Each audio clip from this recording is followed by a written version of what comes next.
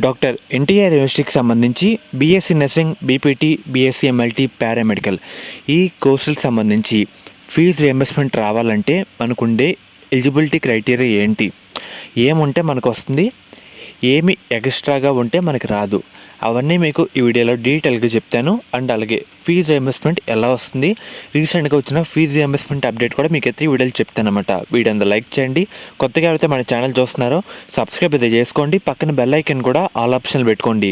మెయిన్గా వీడియోలోకి వెళ్ళే ముందు ఒక మంచి కాలేజ్ గురించి అయితే చెప్తాను.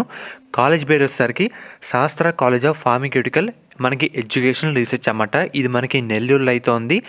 మనకి ఈ కాలేజ్లో బీఫార్మసీ, ఫార్మడీ, ఎంఫార్మసీ అండ్ అలాగే diploma in pharmacy, BSc nursing, physiotherapy ఇవన్నీ కోర్సులు ఈ కాలేజీలో అయితే అందిస్తున్నారన్నమాట. మరిన్ని వివరాల కోసం ఈ నెంబర్ని ఒకసారి కాంటాక్ట్ అయితే అవ్వండి. మీకు నెక్స్ట్ ఒకసారి విజిట్ అయితే చేయండి అన్నమాట. మనకి సీట్స్ కూడా అవైలబుల్గా అయితే ఉన్నాయి. అడ్మిషన్ ప్రాసెస్ కూడా ఈ ఆప్షన్ ఈ కాలేజ్ అయితే పెట్టడానికి అయితే ట్రై చేయండి. వెబ్ ఆప్షన్స్లో మనకి ప్లేస్మెంట్స్ కూడా చాలా అయితే బాగుంటాయి అన్నమాట. ఫస్ట్ కూడా ఒకసారి డిస్క్రిప్షన్లో కామెంట్ సెక్షన్లో ప్రొవైడ్ అయితే చేస్తాను, ఒకసారి నచ్చితే కాంటాక్ట్ అయితే అవ్వండి. మెయిన్గా ఫస్ట్ వస్తున్నారు కదా, మన annual income, total family annual income వచ్చేసరికి 2.5 lakhs కన్నా తక్కువ అయితే ఉండాలి. ఇది ఫస్ట్ కండిషన్. తక్కువ ఉంటేనే మనకి టోటల్ ఫీజు రియంబర్స్మెంట్ అయితే రావడం జరుగుతుంది, ఎక్కువ ఉంటే అయితే రాదు. అండ్ అలాగే సెకండ్ పాయింట్ విషయానికి వస్తే మనకి టోటల్ ల్యాండ్కి సంబంధించి ఫ్యామిలీ మొత్తం మీద 10 ఎకరాల కన్నా తక్కువ వెట్ ల్యాండ్, లేదంటే 25 ఎకరాల కన్నా డ్రై ల్యాండ్, లేదంటే 25 ఎకరాలు both wet and dry land అయితే మనకైతే ఉండాలన్నమాట.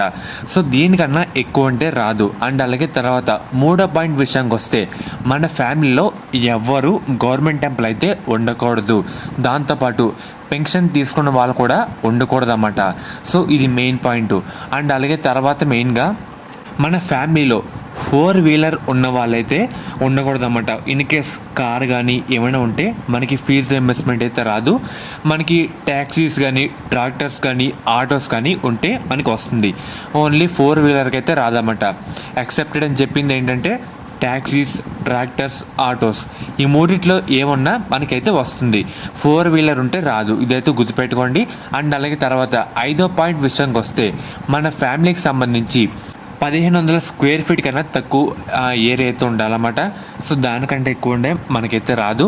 అండ్ అలాగే తర్వాత మన ఫ్యామిలీలో ఎవరు కూడా ట్యాక్స్ అయితే పే చేయకూడదు. చూస్తున్నారు కదా, no member of the family should become a income tax payer. చూస్తున్నారు కదా, ఈ 5 మనకి ఎవరైతే రూల్స్ ఉంటారో ఇవన్నీ కరెక్ట్గా ఉంటేనే మనకి ఫుల్ ఫీజు రియంబర్స్మెంట్ అయితే రావడం జరుగుతుంది. దాంతోపాటు మీ ఇన్కమ్ సర్టిఫికేట్ అండ్ అలాగే రేషన్ కార్డు కూడా అన్ని కొత్తదైతే అప్డేట్ చేసుకొని రెడీ పెట్టుకోండి. అండ్ అలాగే మీకు వచ్చరికి మీరు అనుకున్న కాలేజ్లో, మీకు నచ్చిన కాలేజ్లో సీట్ అలర్ట్ అయిన తర్వాత మనకేంటంటే ఒక ఫామ్ అయితే ఇస్తారన్నమాట.